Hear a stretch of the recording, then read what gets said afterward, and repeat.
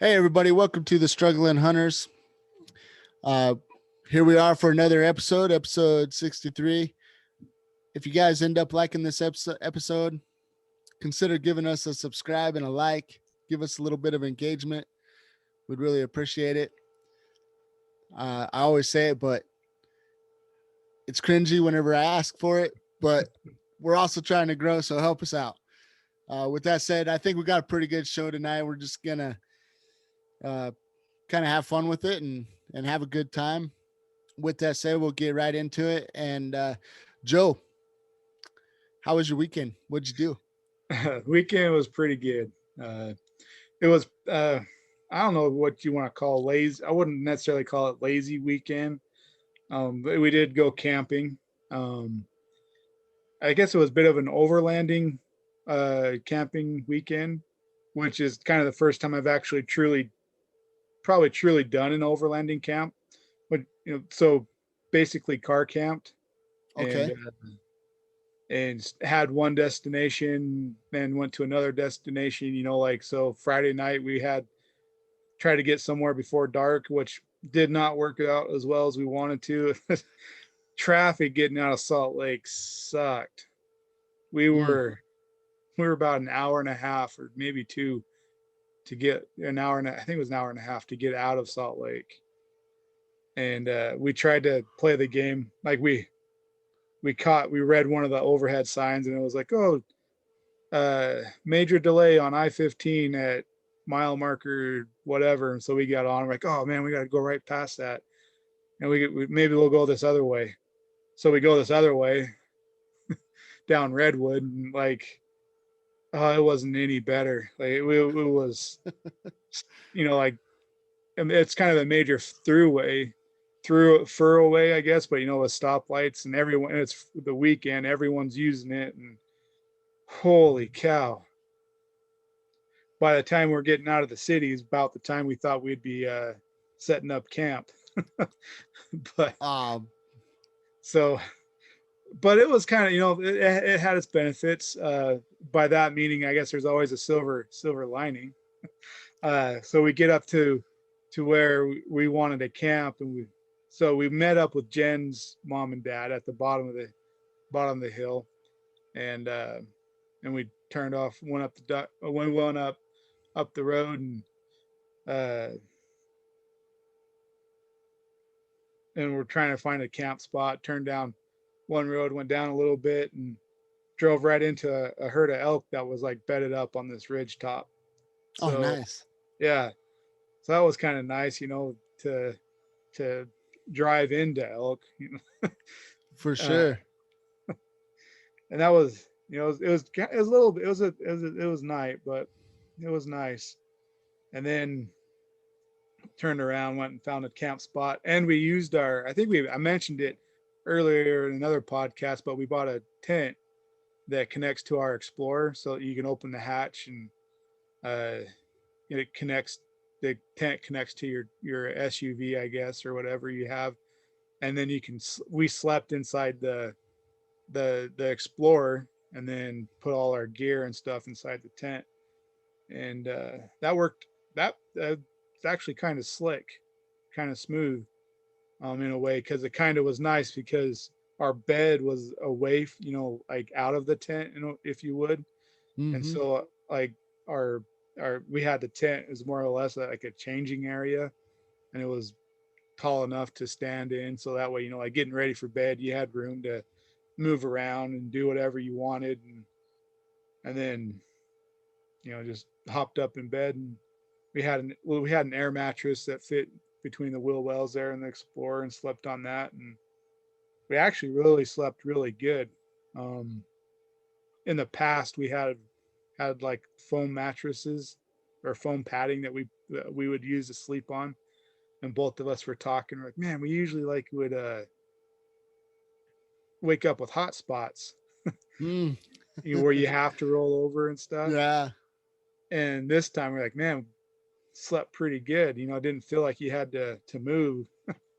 So we had two really good nights sleep, which was, not on, well, me and you have been getting better and better about our night's sleep sleeping situation since we first hunted. Yeah, yeah, yeah. So That is true. When we first started hunting together, it was sleeping in the cab of the pickup, or so always something kind of funky or goofy, or trying to figure out a way to stay warm. But definitely, after I know for me, after getting those cots and getting that canvas tent, it's been a game changer. yeah, yeah, yeah. So that I need to. So I'll probably at some point probably end up with the canvas tent, but um, but yeah, the cots those were a huge game changer for hunting, Yeah. especially if you're coming back to the truck every night. Like it was nice to be up off the ground and like not worry about, or even not, just getting out of bed off the floor. You're not getting off the floor in the morning or anything, or sleeping in a weird position in your truck. Oh, you're 100% right. I mean, I remember. Well, it just seems like it never fails whenever you're sleeping on the ground, and you find the spot that you want to lay your tent out, and you're like, yeah, this looks nice and flat, nice and clear, and you Right, always end up finding that rock right in the middle of your back. right. Never fails. So getting off the ground in a cot is definitely a game changer. Yeah, yeah. So so our camping experience was pretty decent, and so what we did was, so for those listening, we did the Skyline Trail and or Skyline Road. We went, from Spanish Fork Canyon down. We went down into Ephraim, which was a pretty drive. There's some, if we ever get together and you want to spend some, with, I guess, with your family doing you could do it. And I did it in my Explorer, so in your truck or whatever. It was a pretty drive. I wasn't expecting like the big valleys that you'd see up in there. Mm. Kept expecting to see some like moose and bear because of, like we were so high elevation and the valleys were so big. You're like, I'm sure there's something in there. I'm just not seeing it. Yeah. There's still some icebergs, or glaciers, I guess, uh, from the leftover from the winter. Some snow banks still melting off, which was surprising. That's what kind of ended our trip a little shorter. Was we ran into a nice bank and or snow bank. Instead of trying to find a way around it, we just turned around and went down Manti Canyon. And that's, it was kind of one of those things. It was almost like an aw shucks thing, because that's where me and Jen met, was down there in Manti at Snow College. So we were kind of like, well, oh well, we go down and reminisce for a little bit. So Yeah. oh yeah, so we ended up, I guess, to kind of tell the rest of the story. So Jen's parents, they live out there in Grand Junction, and we ended up camping down on the east side of the mountain Sunday night, and they just, since they were on that side of the mountain, they just took off and went home from there. So that way they didn't have to like cross over the top of the mountain and then go back up or down and around I-70 or whichever. So they just went up through like Castle Dell and stuff, back into Price, and Mm. back up towards Green River, and then home. But it was, yeah, it was a nice little drive. The only thing I'd do different was probably a little bit later in the year, just so that way all the snow would be melted off. You wouldn't have any ice snow banks to worry about. And Yeah, that's kind of shocking to me, because for as hot as it's been down over here in Colorado, uh, yeah, you kind of just assume that everything's melted off by now because it's been so hot around here. Well, I right, think it's been hot everywhere, but you know what I mean. yeah, I do. And I kind of expected, that's kind of why we planned it this time of year. We kind of thought maybe it'd be a little more melted than it was, but another month or so would have probably finished it off. Maybe. Yeah, yeah, But that was my weekend. It was fun. It's kind of nice too, doing that overland style like that, because like, how sometimes you go camping and you're like, oh, I want to go for a hike and hike up that big old hill. and then you wear yourself out, and you're like, yeah, you enjoyed it, but you wore yourself out. But doing like an overlanding one like that, it was kind of nice because you got tired of driving maybe, but you didn't physically wear yourself out. Right. Kind of more of just a relaxing, enjoyable weekend. And Yeah, yeah, and enjoy the scenery. Like it was really nice seeing some of those valleys. They're something to look at. yeah, yeah, that's awesome. That's awesome that you saw elk too. Yeah, so I hope that's a good sign. It was, and I know. So we talked about last week about like the drought and whatnot. Like we're kind of experiencing and being up that high. I was surprised at how green it still is. Like, of course, we got another 50 days ish until the hunt starts, and a lot can happen between now and then. But there were still a lot of creeks that were flowing. Some I drove past were that like this is my first time past them, driving past some of these creeks, but they were dried up, and some of them weren't. And there was still a lot of like I don't know if they were full to capacity for the time of year that they are. Like maybe they should be fuller, but there's still water running, so like it still gave me some hope that maybe by the hunt that we'll be looking okay. It won't be totally dry out there. Right. Yeah, that'll be that's a really good thing. Yeah, that's what I'm hoping for. But Well, that's cool, man. Yeah, it yeah, sounds like a really good weekend. yeah, it was well deserved. Yeah, everybody needs a little bit of those, huh? And it's Yeah, always a good weekend. It's always an extra good weekend whenever you actually get good sleep. yeah.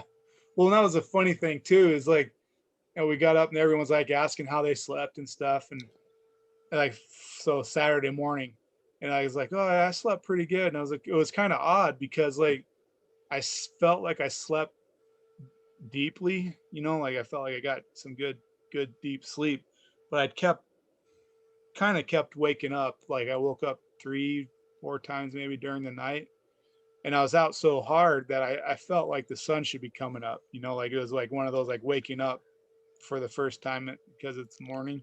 Yeah. And I was like, okay, I opened my eyes like, oh, it's still dark. Yeah, I hate it whenever that happens because sometimes I'll wake up real early like that and I'm like, oh, it's only 3 a.m. I get another couple hours of sleep, but I feel wide awake right now. And then Yeah, whenever I wake up at 5 though, or whatever time I need to wake up, then I'm like, oh, I'm still tired. But it's weird because at 3 o'clock I felt so awake and alive, ready to go. right. Yeah, so I don't know. It's happened to me a few times too. But yeah, I didn't really do a whole lot as far as like outdoor stuff this weekend. Just been kind of trying to do a little bit of landscaping around the house. And actually, I take that back. I did do one thing. I made this little target stand for my archery, Okay. so I could put two of those bigger targets. I think they're I can't remember exactly how wide. I think they're 30 inches wide. Maybe they're 28 inches wide. I can't remember exactly now, but anyways, and then those targets that are a little wider, about 30 inches or whatever. And then I only have one target right now, but I'm gonna buy another one to hang off the top of the stand. So it's like a 2 target stand. And when I get it all done, and then I'm gonna work on doing I'm gonna build like a backboard. So if there happens to be a flyer, hopefully nobody misses too much off of that. But if there happens to be a bit of a flyer, it'll just hit the backboard and probably break the arrow, or maybe it'll go through. I don't know. But anyway, the point is trying to engineer it so we take out uh so we don't go into the neighbor's yards. Made that mistake a couple times, or there are 2 flyers that went over to the neighbor's yard, and I'm like, maybe I shouldn't be doing this. So, though it wasn't me that went over, but so I've been trying to figure out a way to engineer my targets so I can eliminate that possibility the best I can anyway. So as long as there's no crazy flyers, like somebody completely doesn't aim, it'll hit if they miss the target though by a little bit or whatever, it'll just hit the backboard and stay there. So that's kind of the goal. So I'm still working on it, I guess, a little bit. And it's not the prettiest. I had these old they're like 3x3 posts, but they were all warped and kind of bent, and so I tried to like cut off the straightest ones that I could, but it was still a little bit of a nightmare. I mean, it looks all right. I think I feel like I did an all right job or whatever putting it together, but yeah, there's a few. It's a little twisted and bent, but I did the best I could. I figured it was my prototype. Right. And later on down the road, whenever lumber prices decide to go back down a little bit, right, I'll get some actual 4x4s and kind of make one that looks a little nicer and do it that way. So yeah, but it sounds like it's a good opportunity to figure out what you want too, instead of like dropping coin on something and then being like, well, it's not really how I want it to be hung, so now I'll scrap that. And exactly. I had those posts there, and I just was like, I'll use them, and see what I can come up with. And like I said, it turned out all right. It doesn't look bad by any means, but yeah, I mean, later on I'll make one that looks a little nicer, but it's cool. I mean, I guess I could kind of do it. I should have probably thought of that. So I have it where it stands up, where it could hold 2 targets high. Okay. But I could probably make one to where you could just hang 2 targets side by side too. I don't know. I'll think about that. But it was kind of fun. It didn't really take that long to put together, and it didn't really cost me any money either. Besides, I got to get another target for the top side, but that backboard too. I was gonna get like a, I don't know, 1/2 inch to 3/4 inch piece of plywood to kind of nail back there and so it doesn't fly into the neighbor's yard. Gotcha. It's probably so immature to say to be like, oh yeah, I'm shooting it, but I don't know.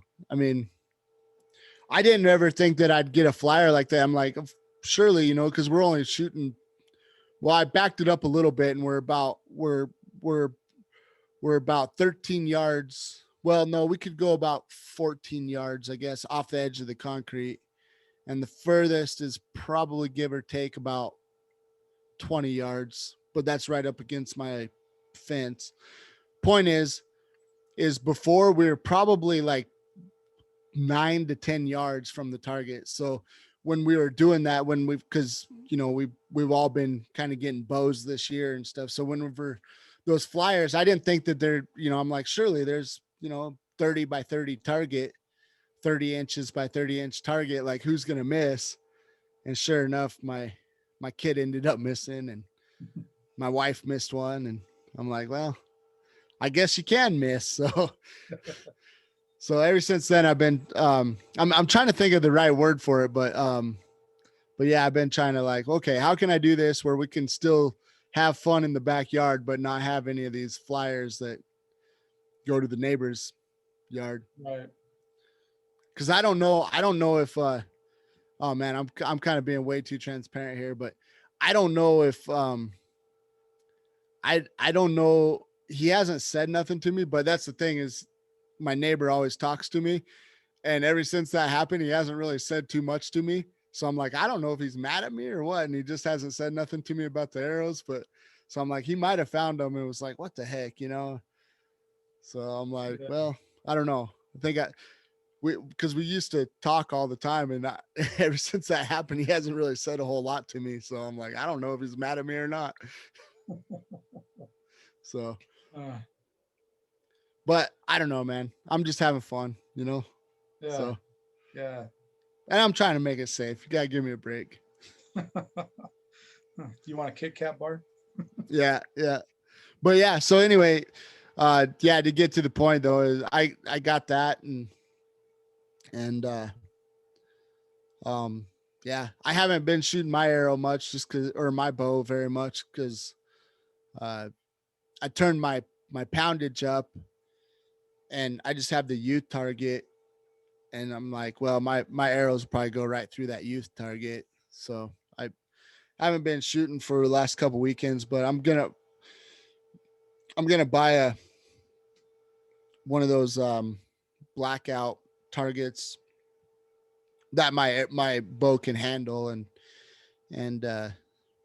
try that and start getting some work in again. But yeah, just trying to stay with that and do the thing. Oh, I did a D loop on my wife's bow a while back, or like last week, Uh-huh.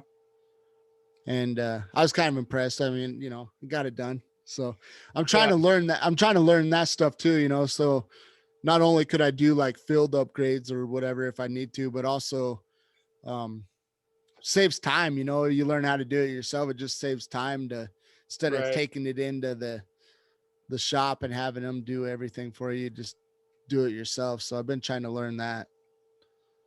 Yeah. Um, and then, yeah, I don't know. That's about it. Planning on, like I said, we're doing a little bit of landscaping around the house. I've been kind of busy with that. And uh, I don't know. This weekend, I'm hoping to go fishing, but yeah, I, like I said, I don't really have much as far as outdoor stuff, but I did tonight. I bought a couple broadheads.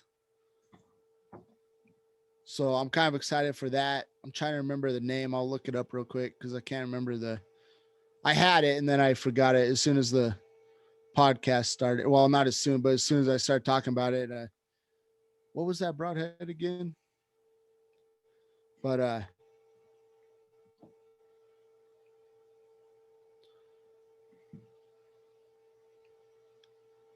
I think I think I closed out my page that I had the broadhead that you were using.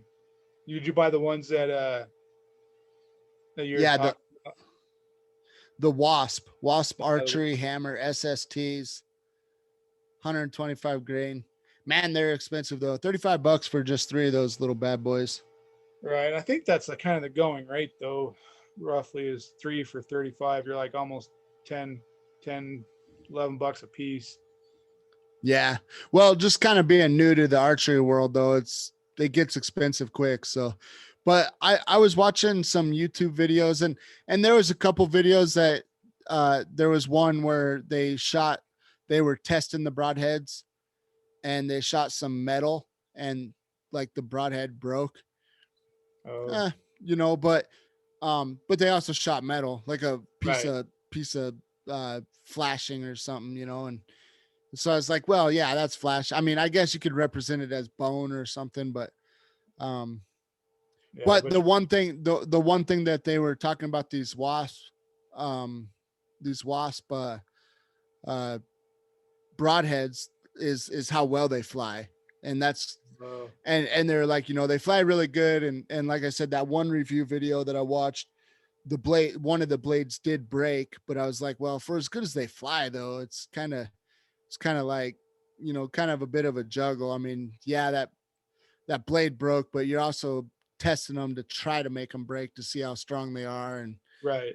you know, I mean, you got to kind of consider all things. And this one in particular has 4.5 stars. So, I mean, I don't know. We'll see what happens, but I'm just trying to get prepped up, get ready for the big hunt. So Yeah.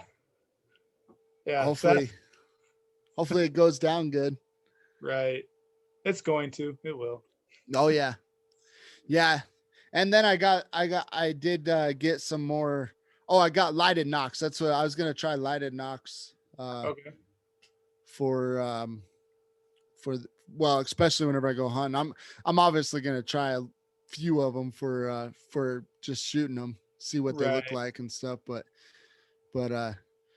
I figure for hunting and stuff, it might help. Might benefit a little bit if I do get fortunate enough to get an elk down. Maybe the lighted knock will kind of give me a hint of where he decide to lay down at. Right. So Yeah. And that's trying to understand. It's funny like how much hunting is God, what's the word? Like a lot of it is your own interpretation of what's gonna happen or what you want to see happen and trying to comprehend what's going to happen. But yeah, yeah, it's I don't know. It's You're right. Like the in anticipation of it all, yeah, trying to prepare for all things, and I'm gonna get out there and either something will go wrong or I won't have something that I'm like, oh, I need that. I'm sure that happens every year. Usually it's back at camp whenever I'm looking around going, I need to buy one of the. I can't think of a good example right now, but I do it every year where I'm like, it's a little colder this year. Maybe I need to buy a bigger coat or something like that. And I'm sure with archery or having this bow, I'm gonna think of all these things.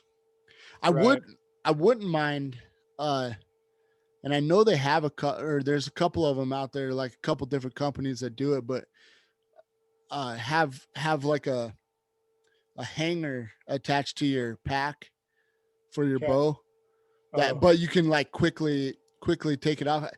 I Off the top of my head, I can't remember the company that was. I saw like an advertisement. And I'm like, oh, I need that, and then I forgot about it. But it does seem kind of convenient. I don't know how well it is, but seems kind of convenient to just be able to hit a button to release it or whatever and grab your bow real quick and get ready. But you don't have to hold it in your hand all day long either.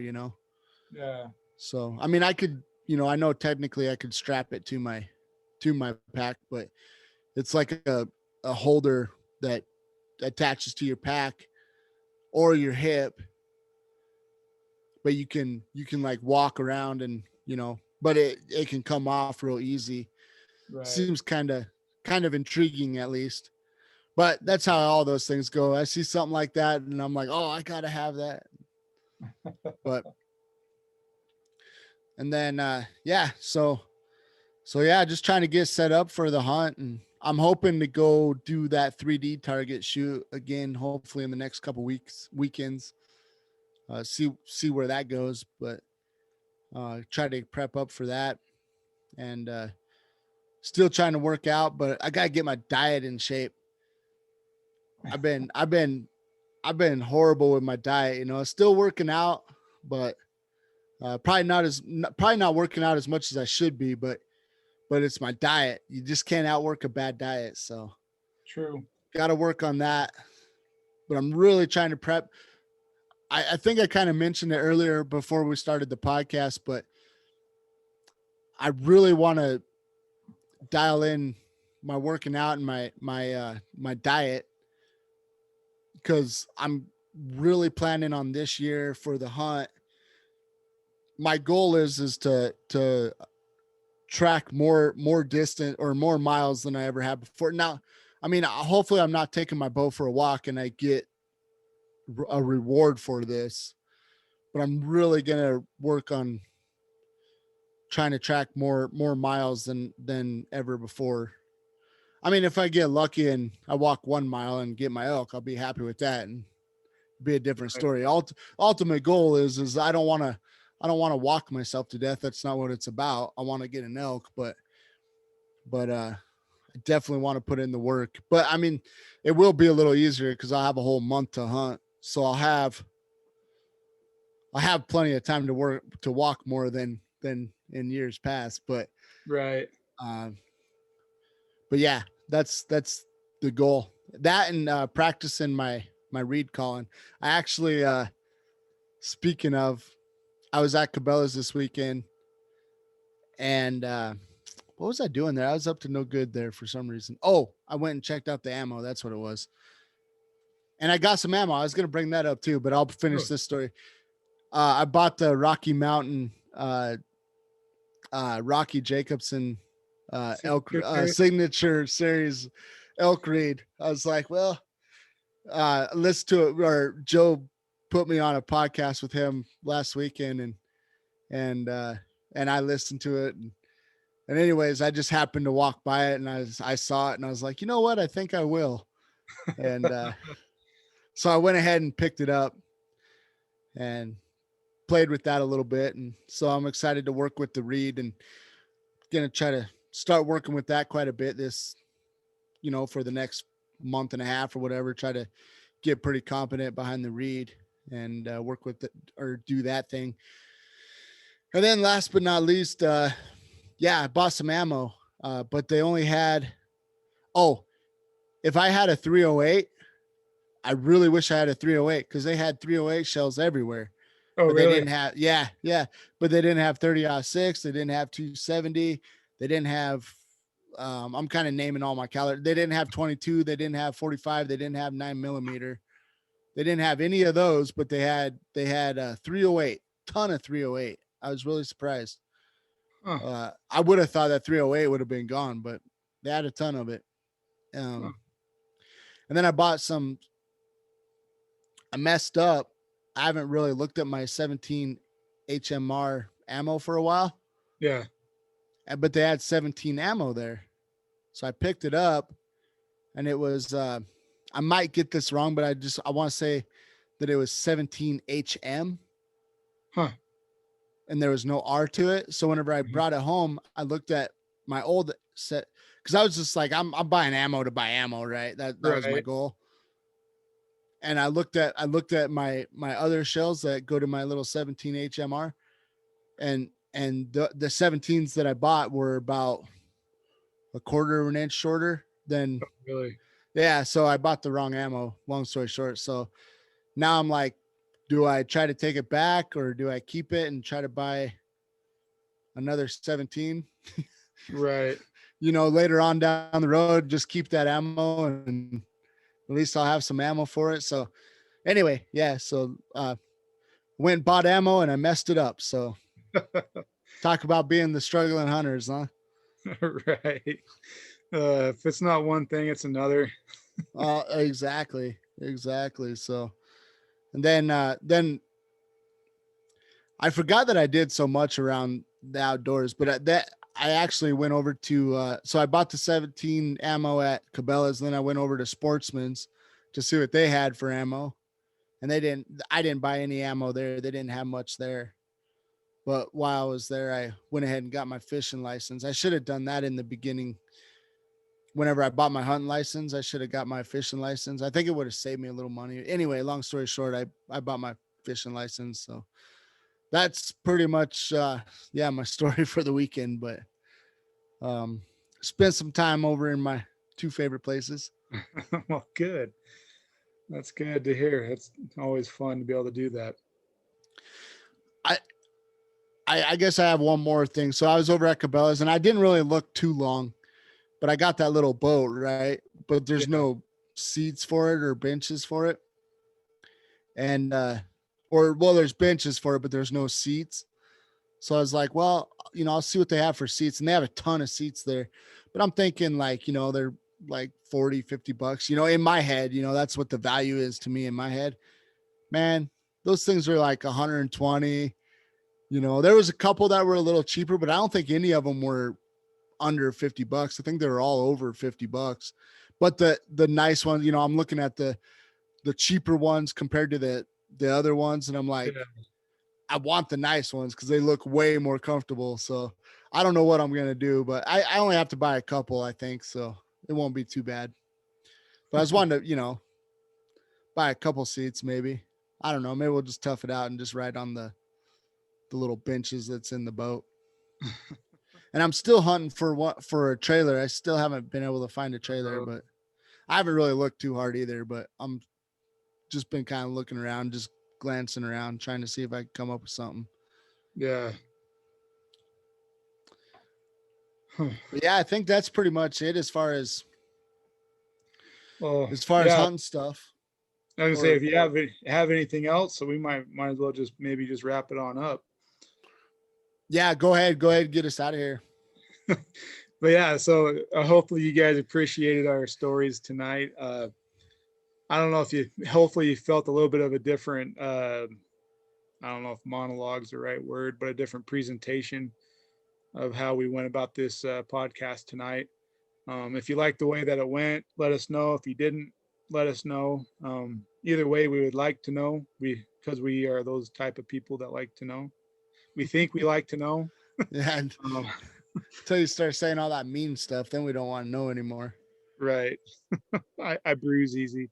But I wanted to interject there though. Yeah, like I feel like tonight might have been a little bit clunky because we're just trying a different style, and we're gonna try to work with it a little bit where it's more just kicking back and kind of talking about a little of everything instead of trying to always spit knowledge.